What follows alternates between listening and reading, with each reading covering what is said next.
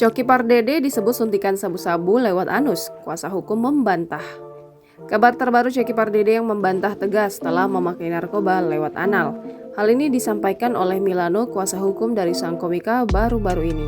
Milano menyebut sang klien tidak pernah menyuntikkan sabu-sabu lewat anus atau dubur. Milano membantah pemberitaan yang menyebut bahwa kliennya itu menggunakan anal tiap kali mengkonsumsi narkotika jenis sabu.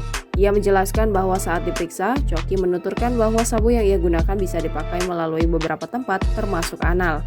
Milano tak tahu mengapa informasi dan berita yang tersebar adalah Coki menggunakan sabu lewat anal. Beberapa waktu lalu, beredar berita bahwa Coki Pardede menggunakan sabu-sabu yang ia larutkan dengan air panas lewat anal.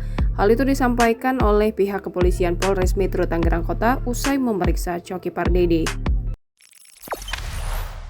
Jangan lupa subscribe, share, komen, dan like ya!